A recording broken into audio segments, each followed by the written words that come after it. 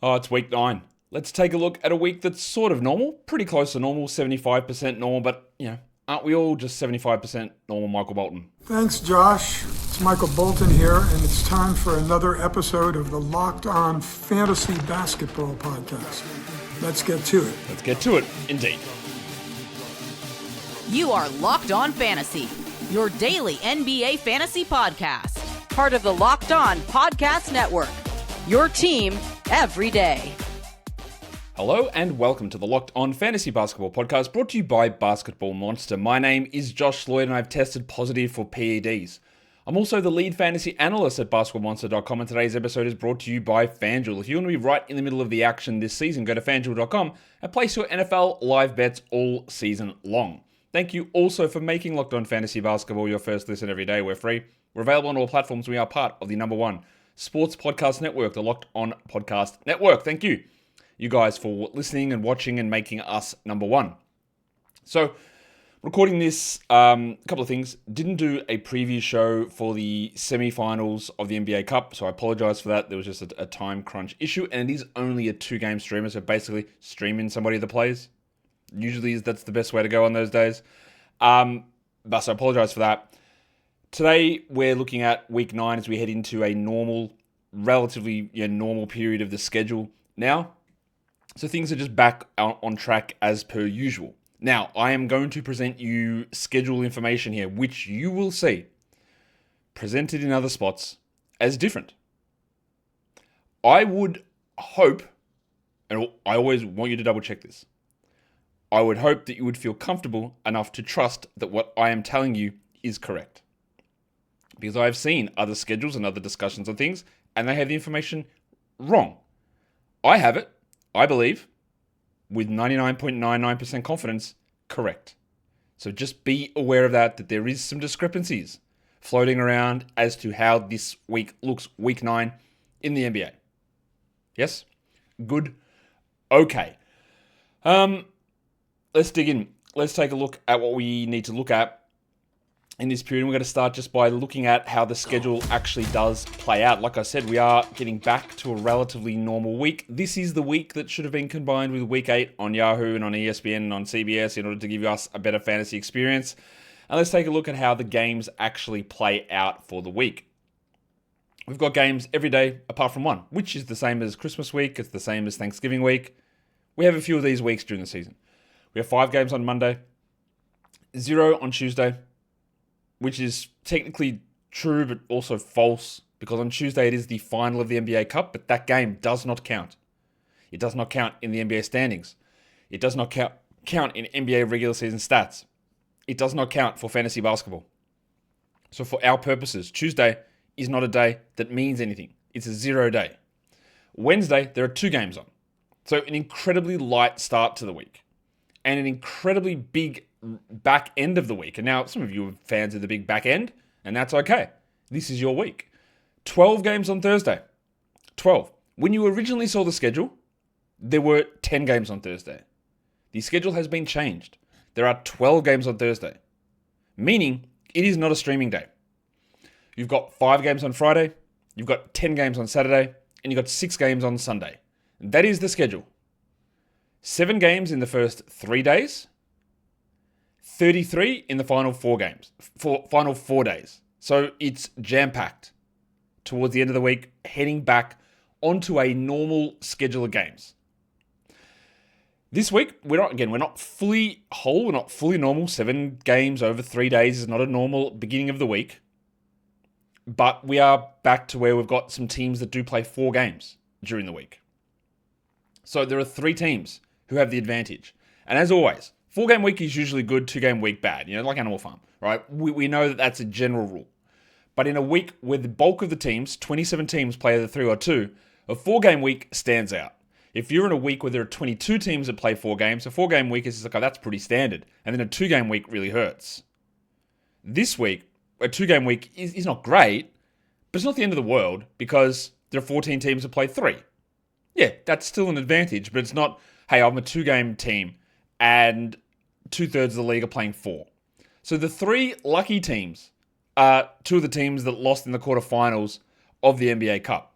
So it's Houston But then it's Miami and it's Toronto because their game got rescheduled onto Monday. That could have been the Suns, it could have been the Lakers, but their game got rescheduled onto Sunday. So that doesn't count. Then you got 14 teams playing 3 and 13 teams playing 2. The 2-game teams are Brooklyn, Charlotte, Cleveland, Golden State, Indiana, the Lakers, Milwaukee, New Orleans, Oklahoma City, Orlando, Philadelphia, Phoenix, and Portland. They are your 2-game teams. And as always, each 4-game schedule, each 3-game schedule, each 2-game schedule is not the same. Some 2-gamers are better than others, some are worse. Some 3-gamers are better than others, some are worse. And that's because we do have the issue where we've got that incredibly busy Thursday with 12 games on.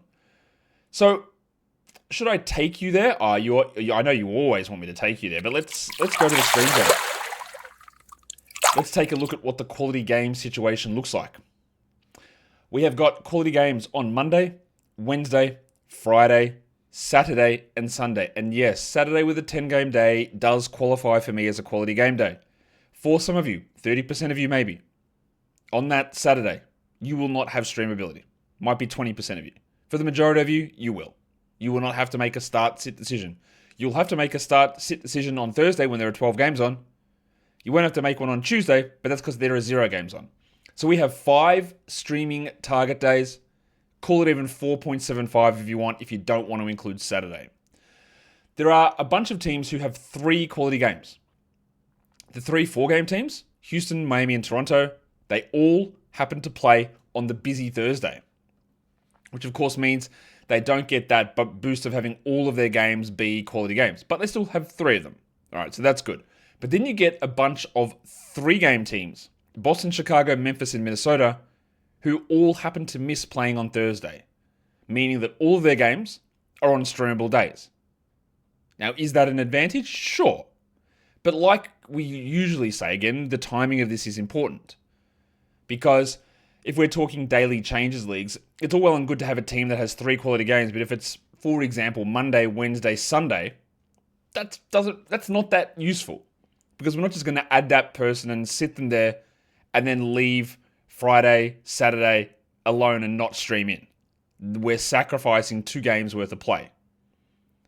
And none of these teams with the 3 games, no one starts out with a Monday, Wednesday, Friday, which would be the ideal scenario where you could add somebody and go bang, bang, bang, the first 3 quality games in a row, my guy is playing. So we don't have that advantage. But if you want to keep your moves, you want to hold on to your moves, you can do minimal streaming and target someone from these teams because they play on the lower volume days, meaning you have fewer start-sit decisions on the other days and just spreading it out more. But again, that timing of this stuff is more important. So, in fact, we might come back, actually, in a sec to talk more about the Stream Zone. We'll get there. Today's episode, though, it is brought to you by ZocDoc. It's almost 2026. Why, in 2026, would you wait for something to become a full-blown emergency before you see a doctor? Those days are done. You don't walk it off, you don't rub some dirt on it, you don't pretend that whatever's happening is just because of sleep patterns or you're getting old or whatever. It's time to take your health seriously, and ZocDoc makes that easier than ever. Staying healthy is more than just hitting the gym or eating right. It's getting things checked out when something feels off. And using ZocDoc makes scheduling easier. You can search for in-network doctors and book right in the app with no more back and forth phone calls or waiting weeks to be seen. You can use it to schedule appointments quickly. You don't want to have to wait those weeks, and it's simple to keep your health a priority even with a busy schedule. So, stop putting off your doctor's appointments and get the care that you need. Go to ZocDoc.com/LockedOnNBA to find and instantly book a top-related doctor today. That is ZocDoc.com/LockedOnNBA. ZocDoc.com/LockedOnNBA.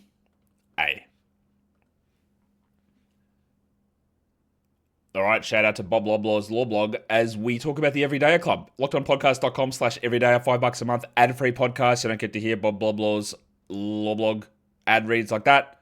You got access to Locked On merch. It helps support this show and this channel as well. Every time you go into that LockedOnPodcast.com/Everydayer and choose Locked On Fantasy Basketball to become an Everydayer, you help support me as well. So that's actually another way. If some people go, you should have super chats or memberships or whatever. This is another way of doing that. This is the LockedOnPodcast.com/Everydayer Club, ad-free podcast, merch access, exclusive shows over for the national shows as well. So yeah, bang in. All right, we're talking NBA schedule stuff. We have been talking about the old, what do you call it? The drop, the splash zone. Not the splash zone. Jeez, I've got some things happening in my mind. The stream zone. That's the word. I knew it was a zone. We're talking about the stream zone. So, we talked about the schedule there. How do we maximize our games played for the week? Because that's what we want to do, right? How are we getting the most out of what we're given? This week, we can turn one slot using either 3 or 4 moves into 5 quality games. You can turn one of the teams, and there are quite a few teams, guys, that play only one quality game. Brooklyn, Charlotte, Golden State, Indiana, the Lakers, the Bucks, the Pelicans, the Thunder, the Magic, the Suns, the Blazers. These teams have one quality game, meaning a fringe player, like for some reason you decided that, hey, I'm big into CD Sissoko, would be a mistake. But if you thought, I might hold Ryan Dunn or go with Jordan Goodwin for Phoenix. Yeah, okay, they got one quality game. You can turn that into 5 games.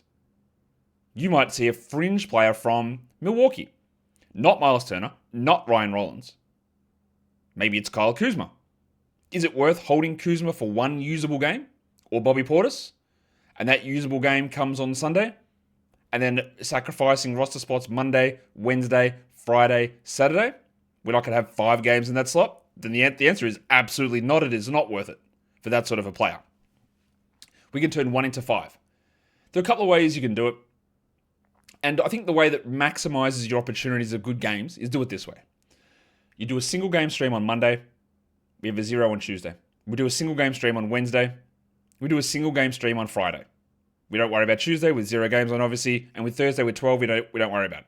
And then what we do with our final move of the week, we just get the weekend back-to-back where there are 4 teams on. Houston, Toronto, Sacramento, and Washington. That gives us an opportunity to get back-to-back guys in with our final move. Now, there are other ways you can do it. You could look at Monday, Wednesday as a back-to-back. Unfortunately, there's only one team that plays that. That's Memphis. In general, when we're trying to max out our games, I wanted to look at the back-to-backs that give us the most options. So Monday to Wednesday, not many options. Wednesday to Friday, there are some. I could look at the Bulls as a Wednesday-Friday combination. I could look at the Timberwolves as a Wednesday-Friday. I could look at the Cavs as a Wednesday-Friday. That's 3 different options. I could do that, and then I could do single stream Saturday, Sunday. I could do a Monday, then a Wednesday, Friday, then a Saturday, Sunday. But again, that gives me 3 different team options versus the weekend, Saturday, Sunday, back-to-back, which is 2.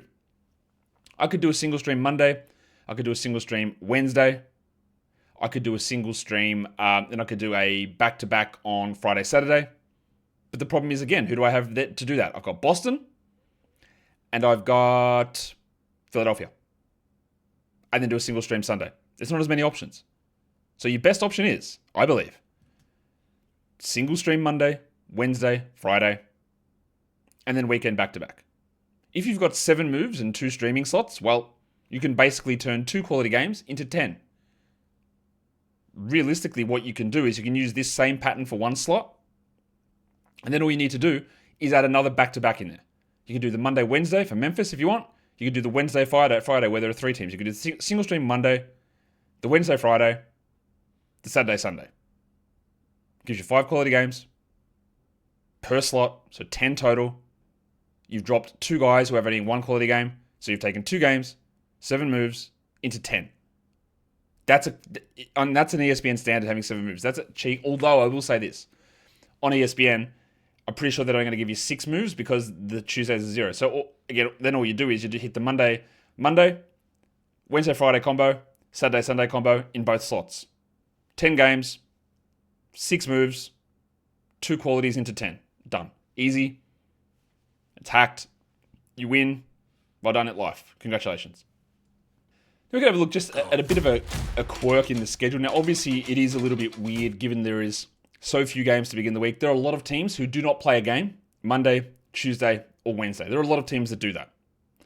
But there is one team that does not play until Friday, and that's the Sixers.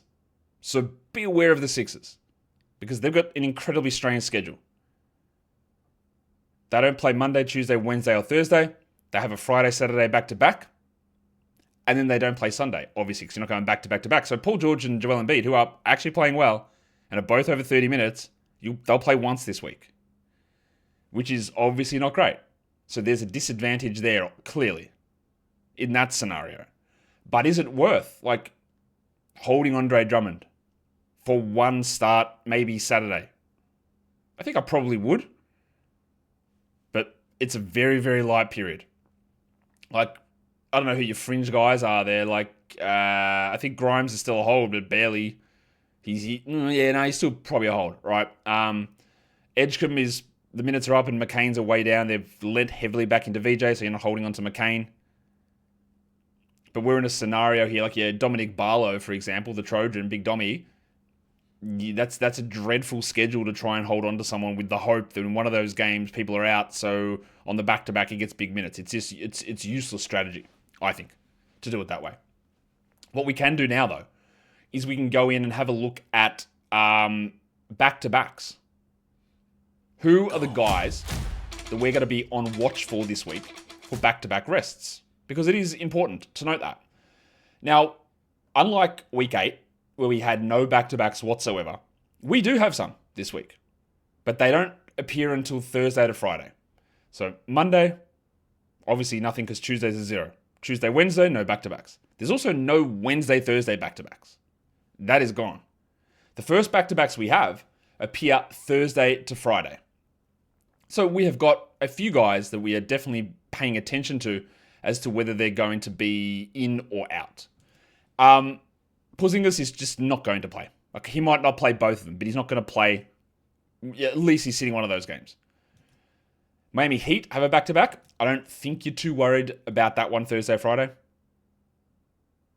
I don't think you're too worried about it. But again, remember, Thursday is the 12-game day. The Knicks have it, so Mitchell Robinson's going to sit one of them. The Spurs have it, so Victor Wembanyama, who is returning this weekend, I would expect that he sits one of those games on Thursday, Friday, especially if they play Tuesday in the Cup final. Almost certainly Wemby won't play both of those. And then I would say that the Oklahoma City Thunder, who play the Clippers and the Wolves Thursday, Friday, I would say that given they're going to be playing, most likely they're playing the Cup final on Tuesday, I would say there's a risk of Jalen Williams, Chet Holmgren, Alex Caruso, Kaysen Wallace, Shai Gilgeous-Alexander sitting those games. Or a combination of any of those guys sitting one of those two games. And I would guess it's the Thursday against the Clippers. Would be my guess. But I don't know, that's speculation based on how good they are, what their schedule is, and the fact they're going to have to play that extra game. So I would say that just be aware that I believe there is a risk, especially if they win on Saturday, there is a risk of Thunder players sitting on that back-to-back Thursday, Friday. I believe that's a risk. Friday, Saturday back-to-back, and back-to-back watch. Well, we just talked about it. It's the Sixers and it's Joel Embiid and Paul George. They will not be playing on that Friday, Saturday back-to-back. I'm very certain of that. Very certain of that. And then the last back-to-back we're looking at is the weekend, which is the one that is probably the key fulcrum for us in streaming. And we've got Alex Sarr, who still not even returning from his injury, but I would imagine by the 20th of December that he is available there. And he won't play both games. Chris Middleton, Steven Adams, and Jakob Poeltl. The Sacramento Kings also have a back-to-back on that weekend, but I don't think there's any worry of guys there.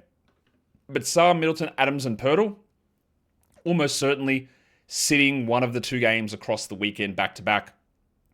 Saturday, Sunday of week 9.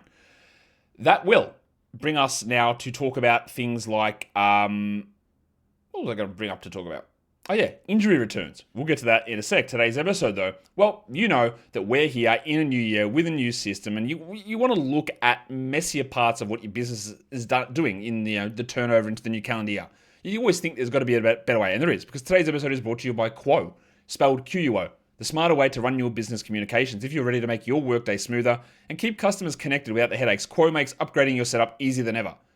You can get calls and texts and voicemails all put into one clean view, which keeps everything organized and helps you stay on top of things and responsive. And you're able to get one team number to share right across your entire team, so it makes it easier to make sure that nothing gets missed. Make this the year where no opportunity and no customer slips away. Try Quo for free, plus get 20% off your first 6 months when you go to quo.com/LockedOnNBA. That is quo.com/LockedOnNBA. Quo. No missed calls, no missed customers. Today's episode is also brought to you by FanDuel. NFL Sundays move fast. hear one big play, and suddenly everything feels different. That's what makes live betting with FanDuel so exciting. You're not just watching the game, you're reacting to it in real time. With FanDuel, you can place live bets as the action unfolds on every drive, every momentum swing, and every highlight moment. Live betting is the best when the game starts to shift. You see some weeks start to get hot. Play call tendencies go one direction. You can say, I can see they're just pumping the carries into this guy. Or there's a turnover that flips the momentum of the game completely. FanDuel lets you jump into that moment with live spreads and money lines that adjust instantly, player props that update as guys heat up, and you can bet things like next touchdown scorer, drive results, totals, and more to keep you locked into every snap, every drive, and every possibility. Of course, you can live bet the NBA as well. You can live bet the NBA Cup, which is coming up on Tuesday. I noticed that the odds for the Spurs just dropped to plus 800 for the NBA Cup. Did something happen? Did they rule Victor Wembanyama out or something that I missed? Let me double check on that, because I don't know why that just dropped, but it did. But you can go check out all those odds on FanDuel, all the live betting on FanDuel as well, and get right in the middle of the action this season. So go to FanDuel.com and place your NFL and NBA live bets all season long. FanDuel, the game moves fast, and so can you. All right, we're talking about the week 9 in the NBA, and that brings us to get into talking about, I've talked about back-to-back watch here, so now we could talk about guys who might be returning from injury this week, just to keep an eye out, which might nullify value of streamers or be an exciting time for your team to have some guys come off the injured reserve slot.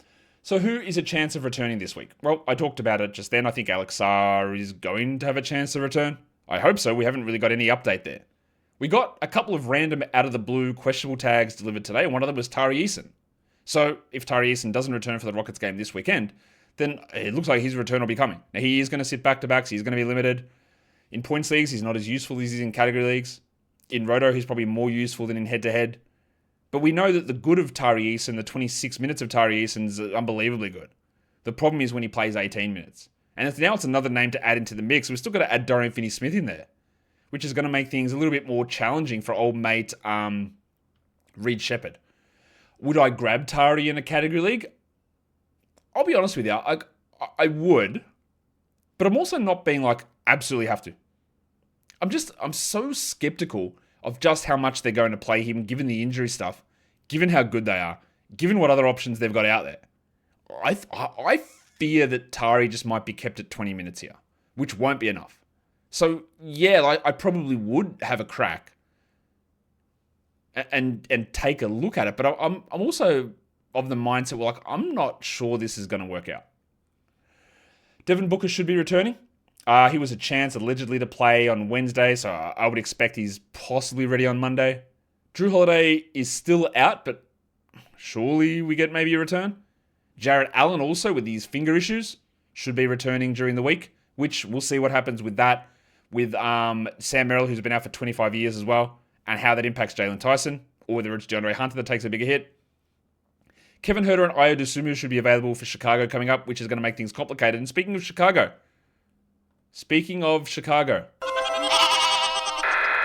we wanted to see what would happen. Who would be the backup center behind Vooch? Zach Collins and Jalen Smith both healthy for the same time. So what did they do? They just benched Vooch and played them both together. So that doesn't help me at all, guys. Zach Collins, by the way, Vooch, terrible. He's not this bad, but also he's bad. He is bad, and the Bulls have actually realized it. Zach Collins was great. He closed the game. Him and Jalen Smith played together. But the thing is, that meant that both Vooch and Matos Wazelis needed to be on the bench. I don't mind stashing either Zach Collins or Jalen Smith, to be honest, because it doesn't feel like there is going to be a Vooch resurrection. Maybe. But anyway, that's on the Bulls. What about out of nowhere Zion Williamson with the grade 2 strain is back in 2 weeks? Bro. Teams just out here lying to us consistently. Oh, it's actually like a grade 9? What's that? I don't know. Something, but. Is it? Cool. So this is the new thing now, just lie about the severity of injuries. Because apparently Zion is questionable and available to return. Or yeah, very close to being available to return. So he's going to be back this week. So we thought that, what did they say? Grade 2, 6 weeks. We thought Zion's going to be 12 weeks. Bro popped back in 2. So yeah, going at him if he's sitting on the waiver wire. Yeah, I know you're frustrated with him. I know he might get hurt again. But if you are picking Zion up off the waiver wire, you're doing it for free. You're investing nothing. So going at him everywhere. And we'll see what this does to all of their players. We'll see what it does. We thought Sadiq Bey was locking in here. Maybe not. Because you're going to have Poole and Zion both returning within a week of each other. Dennis Schroeder, I would love an update. Just one day he appeared as questionable and then just questionable every day for 3 weeks with a hip issue. No idea what this clown franchise is doing. Kelly Oubre should be back on either the Friday or the Saturday. He won't play both of them. I should have listed him on the back-to-backs. He won't play both. And then we got news that Trae Young is going to be returning to practice. Now, I don't actually think that Trae returns next week, but I'd say week 10, you lock that in. He will be there week of Christmas. So you'll sell high on Jalen Johnson, which would need to be for a top 10 player. You'll sell high on Nickeil Alexander-Walker, which would need to be for a top 60 player. Otherwise, you just write it out. Selling high on Nickeil Alexander-Walker for a stream-level player is silly. Don't do it. If someone wants to be bullish on what Alexander-Walker brings, sell him for top 60. Otherwise, you just enjoy it.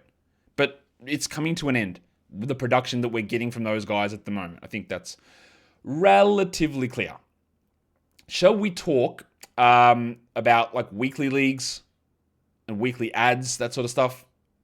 All right, now, because it is a weird week again, lower volume, the guys on teams that are playing 4 games are getting a bit of a bump into this situation. So there's a couple of guys in Toronto I am looking at. Sandro Mamakilishvili, yes, who is a backup, but he will get, I'm guessing, 1 start on the weekend back-to-back. And Jamal Shed, who Emmanuel quickly missed the last game. Shed was great. Do not believe that means that Shed is a usable player every game, because he's not. He will be if quickly is out. Again, a really straightforward 1-to-1 swap. But when only 3 teams play 4 games, Shed might get 60 minutes across those. Well, actually, he might not. He might play, let's say he plays 20 minutes. He might play 80 minutes. Mamakilishvili might play 85 to 90 minutes. That's really useful when 13 teams play 2 games. The advantage is massive. I got Chris Dunn on the list as well. Now, Dunny is a member of the Clippers, obviously. So they aren't one of the teams that have 4 games, but they do play 3 games. And Dunn has been, his minutes have been up and his production's been pretty solid. So he's only a 3-game guy, but I do think that you've got the ability to add and start him. And the other one there is, again, a much lower down the priority list, but Drew Smith in Miami. He might only play 17 minutes a night. He might play 20. But you might get 60 to 80 minutes out of him, which might be 6 steals, 7 steals, 15 assists. Maybe you get some guys in and out with injuries, or Powell or Hero or someone in and out. I don't know. But again, you're talking 4-game guys when we've got the Rockets, the Heat, and the Raptors. Like, I'd much rather, I think, try Drew Smith than Jacoby Walter or Ochai Agbaji or like Josh Okogie. Steven Adams I would consider, but he's not going to play 4 games. He's only going to play 3 due to a back-to-back. Would I do it with Tari Eason? Well, he's also only going to play 3, and I think he'll be limited when he plays anyway. So, yeah, Smith is a marginally interesting guy. Now, normally I'd look at all the teams that play 2 games and tell you who to sit, but 2 games is the norm this week. 2 or 3, so that's not a standout low number where we need to make those calls. That is, though, the end of the weekly schedule show for week 9. I'll be back later on with a Sunday waiver wire streaming show to get the win for the week. Hit the subscribe, and that means you'll never miss one of these episodes, and we're back on track with normality. Although week 9 will have 1 0-game day. Week 10 will also have 1 0-game day. So the next 2 weeks are 6-day weeks. That's what happens around Christmas. I know there's just can you just allow me for 2 minutes to just get a little soapboxy? Not really, but I see this comment and I think it's very like reactive and doesn't actually think through the problem. I see it all the time. People love a complaint about the NBA Cup. NBA Cup has ruined fantasy basketball. No, it hasn't. Like, that's not even remotely true. It's just killed the schedule. Hasn't. It hasn't done any of these things that you think that it's done. Or that some people think that it's done. The thing about it is, yes, it is annoying that we had this really low volume week. That is true. That is true. It's annoying that there is a 0-game day in the middle of this week. Cool. But the thing about it ruining fantasy basketball is complete garbage. It's week 8 and 9 during the season. And do you know how it didn't ruin it? If the stupid, absolute clowns who were running the big platforms just handled it. If they just said, right, this is just like All-Star week, it's week 8 and 9 combined, nothing is ruined. It's all good. It's completely normal and completely fine. Instead of having a week like we've got now, where there's half to 40% of the regular games being played and random upsets happen because of volume of games and increased variance, making it feel like what a waste of a week. It's a complete crapshoot week when honestly, Even a 1 week sample size is a garbage sample size. We generally should use 2 weeks, I think. But the idea that the NBA Cup has ruined fantasy, the NBA Cup has no impact on fantasy realistically, apart from this 1 week, which is the easiest fix of all time to actually minimize that problem. There's no other issue. Literally no other issue in the NBA Cup for fantasy at all. Nothing, it creates any problems at all. Apart from the fact that the provider sites just had no concept of how to actually fix it, despite this being the third season we've done it, and they've screwed it up every year. So, you can think what you want, whether the cup means anything or it's whatever. I think it's fun. I didn't like the idea at first. I've come around on it. I think it's actually pretty okay. I still like the play-in tournament more than I like the NBA Cup as a thing. I don't get like super wound up about the NBA Cup, but it is interesting to have that. And the way they've done it, I think, is one of the better ways you could have done it in terms of incorporating into the regular season. But the idea that it ruined fantasy is complete garbage. What ruined last week was the providers. They were given the information and they didn't fix it. They didn't create the optimal environment, which has been my criticism of these big sites for years, is that they do things that actively make the game less appealing. When all they need are marginal tweaks, and you can actually make the game better and more appealing and grow it, versus the nonsense that they currently do, which creates so many barriers for interest and entries. So, my plea again, Yahoo. You know what, Yahoo? I know that somebody is watching this. I know. And you may not have the power. ESPN, someone might be watching this as well. You might not have the power. But when we do this next week, you need to look at next year. You need to look at the schedule.